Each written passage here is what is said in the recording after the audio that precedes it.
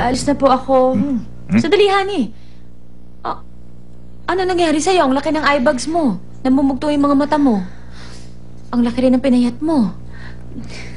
Kasi po, hindi ako masyadong nakatulog. Aral ka naman kasi ng aral eh. Imposibleng mangyari yun. Okay ka lang ba?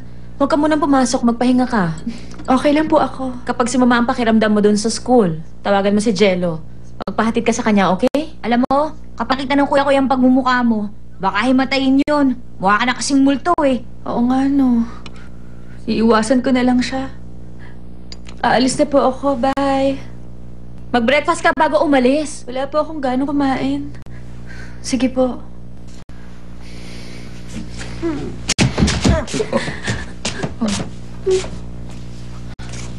Sweetheart, sa tingin ko merong nangyari kay Honey. Oo nga. Mukhang meron siyang malaking problema.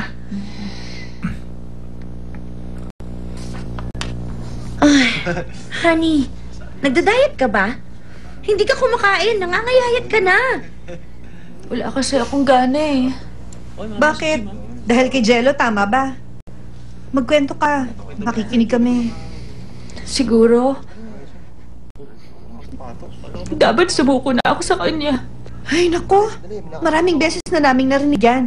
Di ba? Oo, nakakarindi na nga eh. Sa pagkakataong to, totoo na.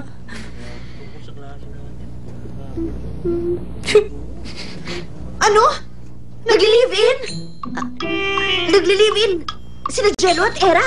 Sigurado ka ba sa nakita mo? Magkasama silang pumasok? Naghintay ka na isang oras doon? Pero hindi pa rin sila lumabas? Baka nga meron na namamagitan sa kanila.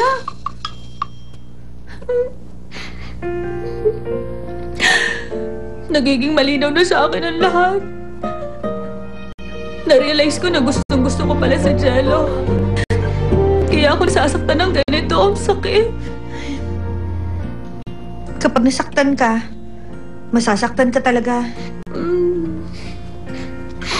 Honey, kawawa ka naman.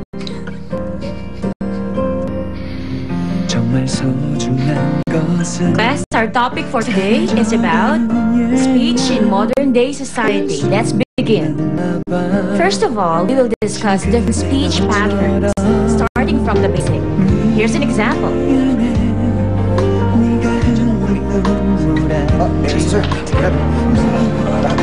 Okay, class. Hello, everyone. Back to your place, please. Masyadong magulo, ha? Bakit na napapansin?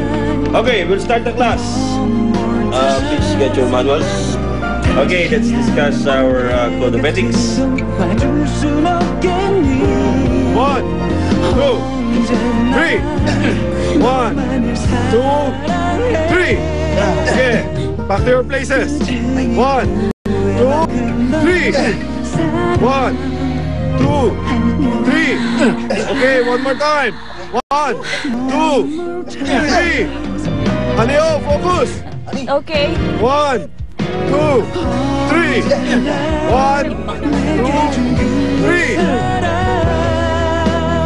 Enjoy.